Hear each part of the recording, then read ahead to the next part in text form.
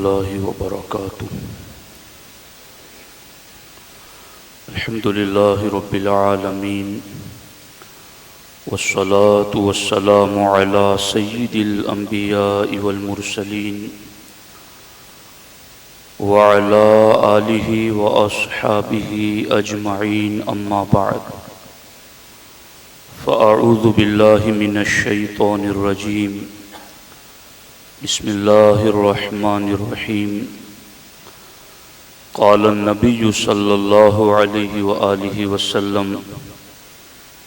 يود أهل العافية يوم القيامة ممن يعطى أهل البلاء الثواب لو أن جلودهم كانت قرزت في الدنيا بالمقاريز. صدق رسول اللہ صلی اللہ علیہ وسلم. نہایت ہی ادب و احترام کے ساتھ حضور سید المرسلین، خاتم الانبیاء، شفیع المذنبین، رحمت للعالمین، خاتم المعصومین، راحت العاشقین، صلی اللہ تعالی علیہ وآلہ واصحابہ وبارک وسلم کی بارگاہ میں اپنی غلامی کا ثبوت دیں، اور جس طریقے سے میں پڑھاؤں میرے ساتھ مل کر حضور دل کے ساتھ نذرانہ محبت پیش کریں.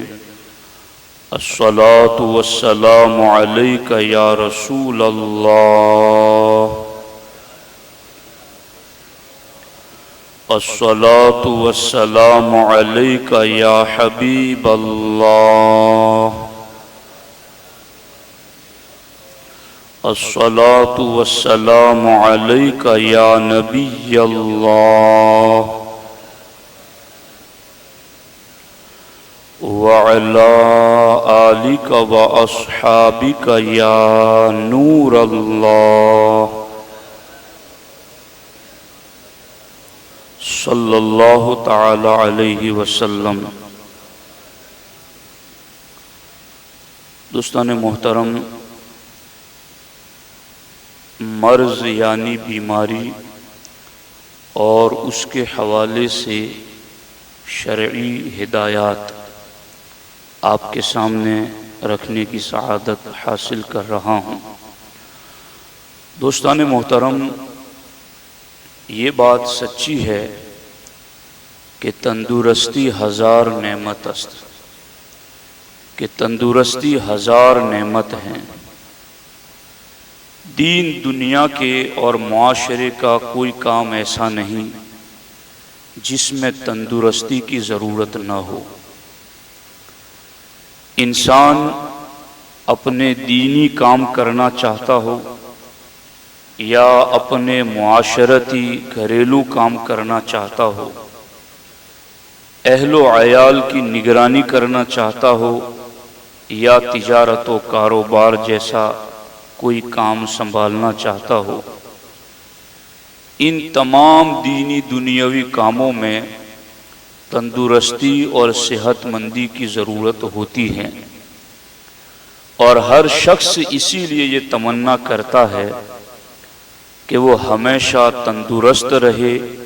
صحت مند رہے. لیکن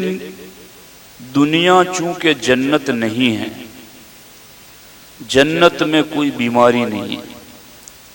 اور جنت میں کوئی تکلیف بھی نہیں ہے. دنیا میں انسان ہمیشہ یہ چاہتا ہے کہ وہ تندرست رہے، صحت مند رہے، لیکن دنیا کی زندگی اللہ نے رکھی ہی اس قسم کی ہے کہ اس میں انسان کا کبھی نہ کبھی بیماری سے، مرض سے، چھوٹی بڑی تکلیف سے واسطہ پڑتا ہی رہتا ہے.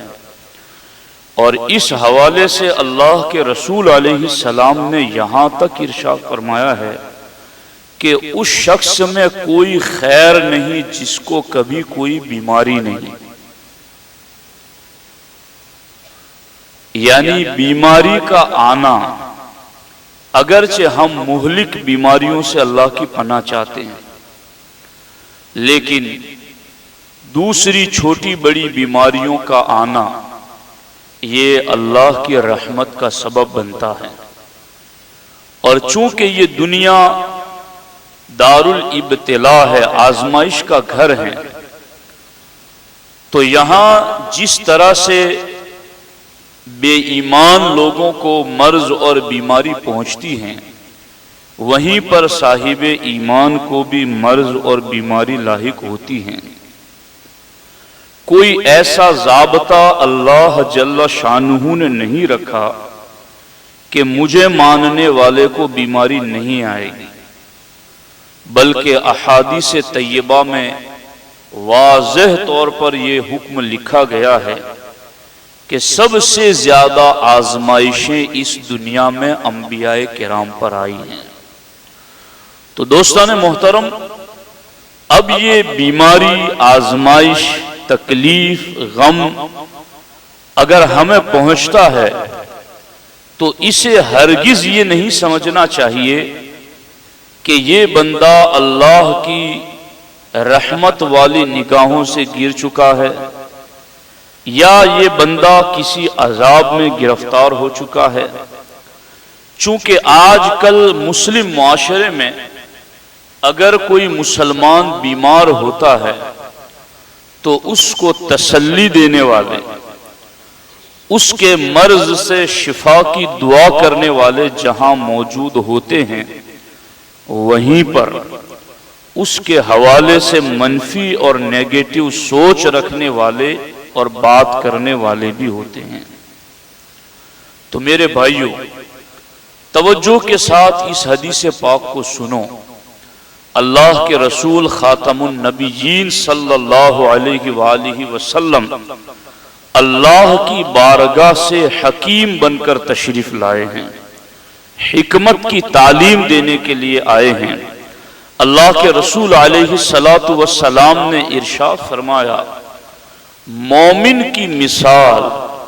نرم و نازک پودے کی طرح ہے جس کو ہوائیں ادھر سے ادھر جھکاتی رہتی ہیں، لیکن اس کے مقابل میں منافق کی مثال صنوبر درخت کی طرح ہے جس کی جڑیں زمین میں نہایت مضبوط ہوتی ہیں، ہوائیں اس کو ادھر ادھر جھکا نہیں سکتی، بلکہ اس پر کچھ ہونا ہوتا ہے اس صنوبر درخت پر تو پھر اس کو جڑ ہی سے اکھاڑ دیا جاتا ہے۔ تو مومن کی مثال اس نرم و نازک پودے کی طرح سرکار نے دی ہے جس کو ہوائیں کبھی ادھر جھکاتی ہیں، کبھی ادھر جھکاتی ہیں۔ تو یہ ہے مومن پر آنے والی تکالیف، یہ ہے مومن پر آنے والی آزمائشیں، یہ ہے مومن پر طاری ہونے والے مرض اور بیماریاں، جو کبھی اس کو خوشحالی میں، کبھی غمی میں، کبھی تنگی میں،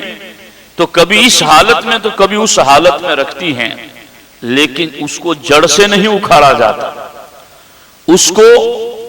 جڑ سے ختم نہیں کیا جاتا۔ لیکن منافق کی مثال صنوبر درخت کی طرح ہے جس کی جڑیں مضبوط ہوتی ہیں، ہوائیں اس کو ادھر ادھر جھکاتی نہیں بلکہ کچھ کرتی ہیں تو اس کو جڑ ہی سے اکھاڑ کر پھینک دیتی ہیں۔ تو اب مجھے بتائیں آپ کہ وہ کتنا بہترین انسان کے لیے اللہ کی رحمت کا موقع رہتا ہے کہ جہاں کبھی اس پر مرض طاری ہو اور چھوٹے پودوں پر ہوا چل کر جس طرح پودے ادھر جھک جائے، اس بیماری میں یہ کبھی ادھر کروٹ بدلتا ہے، کبھی ادھر کروٹ بدلتا ہے، مگر اس مرض میں اللہ جل شانہ اس کو اپنی بارگاہ کی طرف پلٹنے کا موقع عطا فرماتا ہے۔ وہ اللہ کو یاد کرتا ہے، وہ اپنی توجہات کو اللہ کی رحمت کی طرف مائل کر دیتا ہے۔ تو سرکار فرماتے ہیں یہ تو لہلہاتے ہوئے پودے ہیں نرم و نازک جنہیں ہوا ادھر ادھر جھکاتی ہیں، یہ تو میرے خاص بندے ہیں کہ جنہیں میں اس طرح سے آزمائش میں رکھ کر اپنی بارگاہ کی طرف آنے کا موقع دیتا ہوں۔ میں آپ کو بتاؤں، امام الانبیاء حضور سید المرسلین صلی اللہ علیہ وآلہ وسلم کی پاکیزہ زندگی آپ دیکھیں تو باضابطہ ہمارے آقا علیہ السلام کی خدمت میں حضرت عبداللہ ابن مسعود حاضر آئے اور آ کے انہوں نے دیکھا وَهُوَ يُوعَقُ کہ سرکار کو تو بخار ہے۔ بخار کی حالت میں سرکار کو دیکھ کر حضرت ابن مسعود نے کہا یا رسول اللہ علیہ السلام اِنَّكَ تُوعَقُ وَعْقًا شَدِيدًا، آپ کو تو بہت سخت بخار ہے اللہ کے رسول۔ سرکار نے فرمایا اجل، ہاں مجھے سخت بخار ہے، اور اتنا زیادہ بخار مجھے اس وجہ سے ہیں انی اوعق کما یوعق رجلان منکم، تم میں سے دو آدمیوں کو بخار جتنا ہوتا ہے ان کے برابر مجھے تنہا اتنا بخار ہے۔ غور کیجئے، اب اللہ کے رسول علیہ السلام نے جب یہ کہا کہ مجھے دو آدمیوں کے برابر بخار ہے، تو صحابی نے بارگاہ رسالت میں عرض کیا ذالک ان لک اجرین، اے اللہ کے رسول علیہ السلام کیا یہ دو آدمیوں کے برابر جو آپ کو بخار ہے تو کیا اس لیے ہے کہ آپ کا اجر اور ثواب بھی ڈبل ہے؟ کیا اس وجہ سے آپ کو اتنا زیادہ بخار ہے؟ سرکار نے فرمایا اجل ذالک، ہاں ایسا ہی ہے، مجھے ڈبل تکلیف اس لیے ہے کہ میرا اجر و ثواب بھی ڈبل اللہ نے رکھا ہے۔ اب یہ تو سرکار دو عالم صلی اللہ علیہ وآلہ وسلم کی پاکیزہ سیرت ہے نا ہمارے سامنے۔ اب سرکار نے اپنا معاملہ ہو جانے کے بعد اپنی امت کا معاملہ ذکر فرمایا، اور سرکار نے فرمایا كَذَلِكَ مَا مِن مُسْلِمٍ يُصِيبُهُ أَذًى شَوْكَةٌ فَمَا فَوْقَهَا إِلَّا كَفَّرَ اللَّهُ بِهَا سَيِّئَاتِهِ۔ سرکار فرماتے اسی طرح میرے کسی غلام کو کوئی تکلیف پہنچے حتیٰ کہ اس کو کانٹا لگے یا کانٹے سے کم یا بڑی تکلیف پہنچے، الا کفر اللہ بہا سیئاتی، اللہ اتنی تکلیف کو بھی اس کے گناہوں کا کفارہ بنا دیتا ہے، اس کے گناہوں کو اللہ تعالیٰ مٹا دیتا ہے۔ اور سرکار نے یہاں بھی مثال دی، کیسی مثال؟ سرکار فرماتے وَحُتَّتْ عَنْهُ ذُنُوبُهُ كَمَا تَحُتُّ الشَّجَرَةُ وَرَقَهَا۔ سرکار فرماتے جس طرح درخت سے پتے گرتے ہیں مرض اور بیماری میں مومن سے ایسے ہی گناہ جڑ جاتے ہیں۔ غور تو کریں، اب اس مرض کو کوئی برا سمجھے اور پھر اس مرض کو کے حوالے سے بدگمانی کریں تو یہ کہاں کا انصاف ہو سکتا ہے؟ تو میرے بھائیوں، اللہ کے رسول علیہ السلام نے تو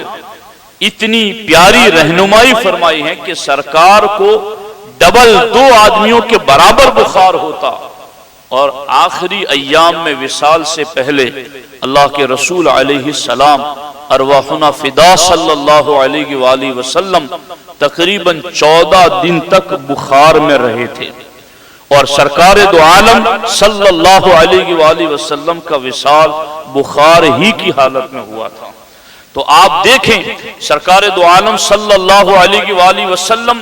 حضرت ام سائب رضی اللہ تعالیٰ عنہ کے پاس تشریف لائے تو وہ کانپ رہی تھی اور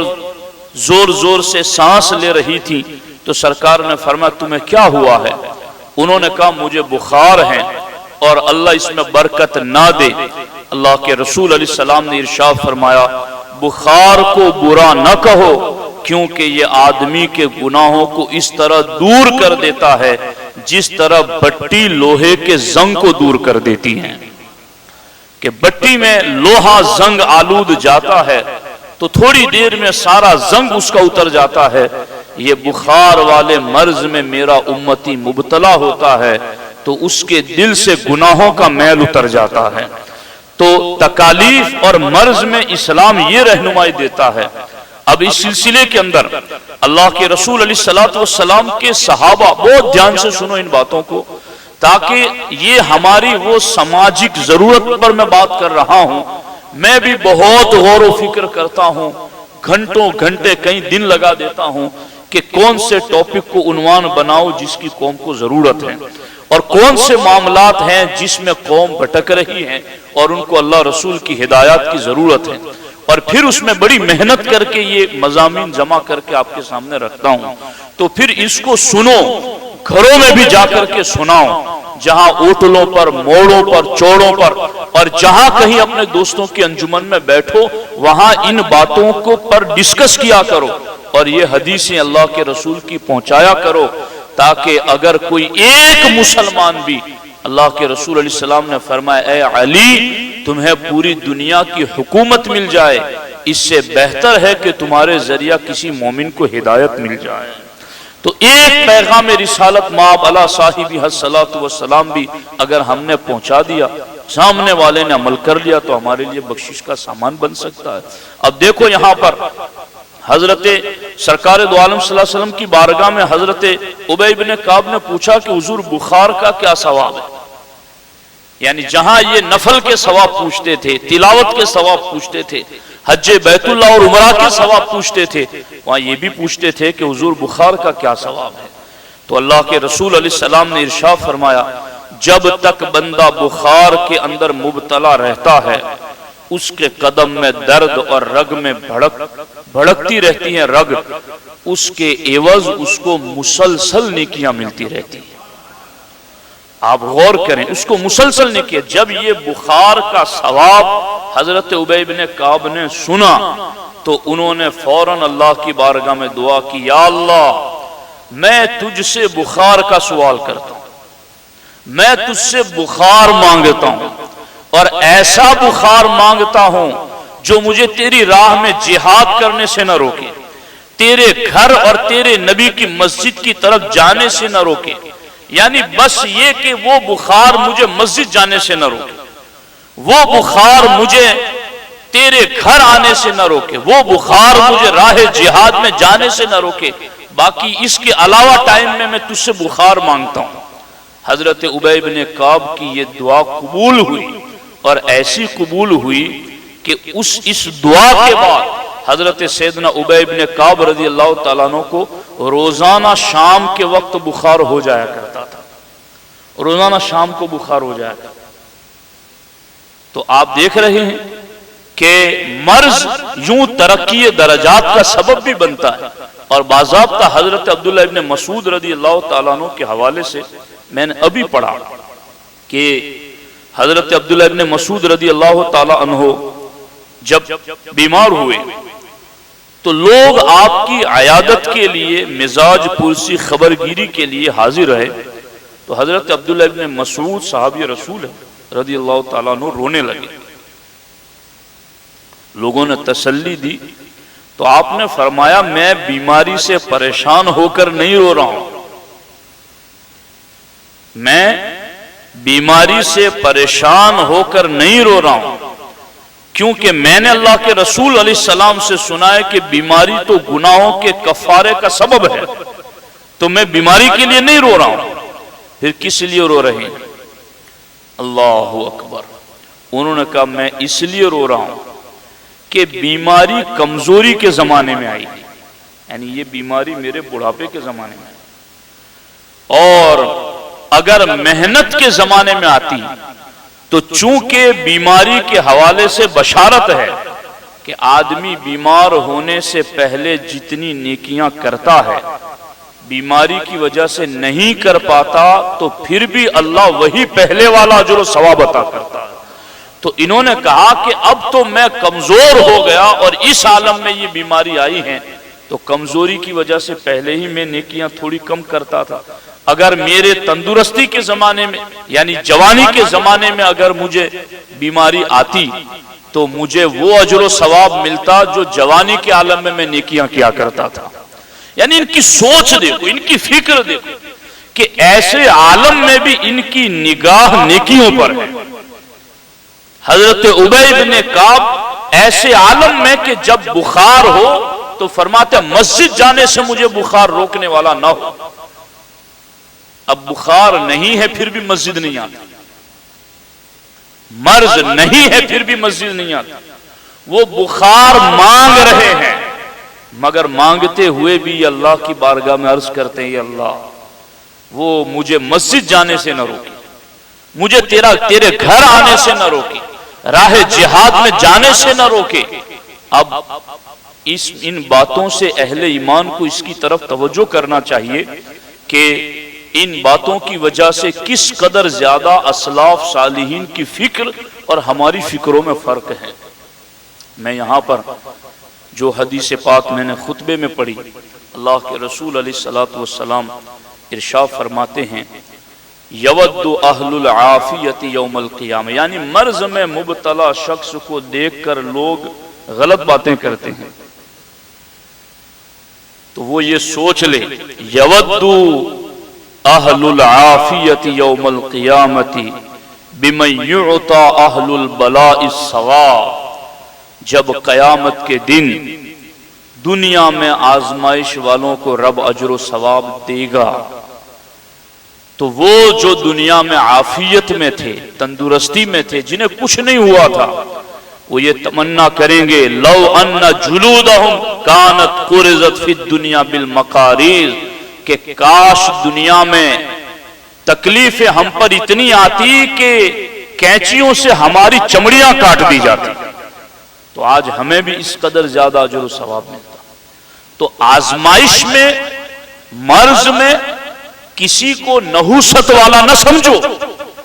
کسی کو اس کے حوالے سے بدشگونی کا ذریعہ نہ بناؤ، بلکہ یہ سمجھو کہ یہ اگر مرض میں ہے تو باضابطہ اگر وہ نیک ہے تو اس کے درجات کی بلندی کا سبب ہے، اور اگر گناہگار ہے تو اس کے گناہوں کی بخشش کا ذریعہ ہے۔ اور یہ کہ اس کو مرض میں ڈال کر اللہ نے توبہ کی توفیق دی ہے، موقع دیا ہے، چانس دیا ہے اس کو، ورنہ اگر مہلت ہی نہ ملے تو کتنی سخت بات ہو جائے۔ تو جو مہلت پایا ہوا ہے آخرت کے اعتبار سے اجر و ثواب کا مستحق بھی ہے، اگر اسی کے حوالے سے غلط سوچ رکھے تو یہ بہت بری سوچ ہے۔ اب اس سلسلے کے اندر میں ایک حدیث پاک اور بھی آپ کو سناتا ہوں۔ اللہ اکبر۔ اللہ کے رسول علیہ الصلوۃ والسلام نے ارشاد فرمایا، جب مومن کسی بیماری میں مبتلا ہوتا ہے تو اللہ تعالی فرشتوں سے ارشاد فرماتا ہے کہ اس بندے کے لیے اس کے نامہ اعمال میں نیک اعمال لکھو جس کو وہ صحت کے زمانے میں کیا کرتا تھا، وہ نیک اعمال لکھو۔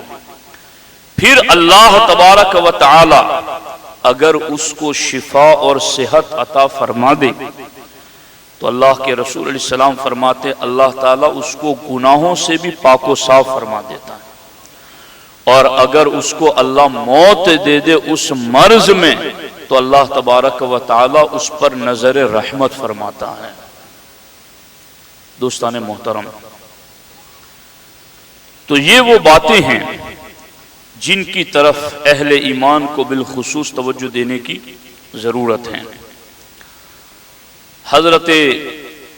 ابو الاشعث صنعانی رحمۃ اللہ تعالی علیہ فرماتے ہیں کہ میں صبح سویرے دمشق کی جامع مسجد پہنچا اور وہاں میری ملاقات اللہ کے رسول علیہ السلام کے صحابی حضرت شداد ابن اوس رضی اللہ تعالیٰ عنہ سے ہوئی، اور ایک دوسرے صحابی بھی تھے۔ میں نے ان دونوں سے عرض کیا اللہ تم دونوں پر رحم کرے، کہاں جا رہے ہو؟ انہوں نے کہا قریب میں ایک بیمار بھائی ہیں، اس کی مزاج پرسی اور خبرگیری کے لیے جا رہے ہیں۔ تو حضرت ابو الاشعث فرماتے میں بھی ان کے ساتھ ہو گیا۔ پھر ہم لوگ چلے اور اس بھائی کے پاس پہنچے۔ ان دونوں صحابہ کرام نے مریض کا حال پوچھا کہ تم نے صبح کیسے کی؟ تو اس مریض نے کہا کہ اللہ کے فضل سے میں نے اچھے طریقے سے صبح کی۔ حضرت شداد نے فرمایا کہ گناہوں کو مٹانے والی اور معاف کرانے والی چیزوں سے خوش ہو جاؤ، یعنی یہ جو بیماری تم پر آئی ہے یہ گناہوں کو مٹانے والی ہے اور تمہیں معافی دلانے والی ہے، کیونکہ میں نے اللہ کے رسول علیہ الصلوۃ والسلام کو فرماتے ہوئے سنا ہے کہ اللہ رب العزت جب کسی اپنے مومن بندے کو مبتلا کرتا ہے اور پھر وہ اس آزمائش میں اللہ کی حمد بیان کرتا ہے اور اللہ کے فیصلے پر راضی رہتا ہے، اللہ اکبر کا یومن ولدتہ امہ من الخطایا، تو اللہ تعالیٰ اس کو گناہوں سے ایسے نکال دیتا ہے گویا وہ آج ہی ماں کے پیٹ سے پیدا ہوا ہو۔ تو مریض کو بھی جاننا ہے کہ ہر کسی کے سامنے شکوے شکایتیں نہ کرتا رہے، بلکہ اب جو اللہ کی مرضی ہے وہی ہونا ہے۔ تو کیوں نہ ہم مرضی مولا از ہما اولا کا جملہ اپنی زبان سے بولے کہ میں اپنے اللہ کی مرضی پر راضی ہوں، میں اس کا شکر ادا کرتا ہوں، الحمدللہ۔ تو الحمدللہ مرض میں بولنے والے کے لیے اتنی بڑی بشارت ہیں، اور اللہ کے رسول صلی اللہ تعالی علیہ وآلہ وسلم نے ایک مقام پر یہ بھی ارشاد فرمایا کہ اللہ فرماتا ہے، حدیث قدسی، آخری حدیث سن لیں، حدیث قدسی ہے، اللہ فرماتا ہے وَعِزَّتِي وَجَلَالِي، مجھے میری عزت اور جلال کی قسم، لا اخرج احدا من الدنیا اريد ان اغفر له حتى استوفي كل خطيئة في عنقه بسقم في بدنه واقتار في رزقه۔ اللہ کے رسول علیہ السلام فرماتے ہیں کہ اللہ کا فرمان ہے کہ مجھے میری عزت و جلال کی قسم، میں کسی بندے کو جب بخشنا چاہتا ہوں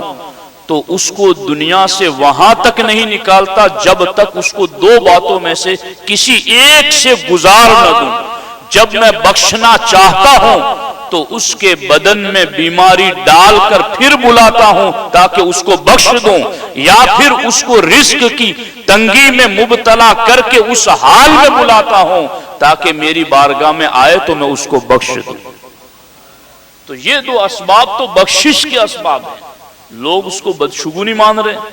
اور اس کے حوالے سے بدگمانیاں کر رہے ہیں، غلط سوچ رکھتے ہیں۔ تو میرے بھائیوں، یہ اسلامی تعلیمات نہیں ہیں۔ میں یہ نہیں کہتا کہ سب کی ایسی سوچ ہوگی، لیکن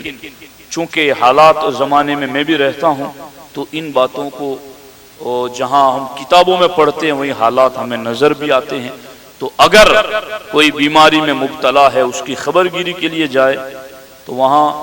لا باس لک طہور انشاءاللہ تعالی پڑھو۔ اس کا معنی ہے، یہ سرکار نے فرمایا، جب یہ پڑھو گے لا باس لک، کوئی حرج کی بات نہیں، ٹینشن کی بات نہیں، طہور انشاءاللہ تعالی، یہ بیماری تو تمہیں پاک کرنے والی ہے۔ اور اس مریض سے اپنے لیے دعا کراؤ۔ سرکار فرماتے وہ دعا کرے گا تو وہاں فرشتے آمین کہتے ہیں۔ تو ان تعلیمات کو مرض اور اس کے حوالے سے شرعی ہدایات کو ذہن میں رکھیں اور اس کے مطابق اپنی زندگی میں برتاؤ کرنے کی کوشش کریں۔ اللہ جل مجدہ الکریم مجھے آپ کو سب کو عمل کی توفیق عطا فرمائے۔ السلام علیکم ورحمۃ اللہ۔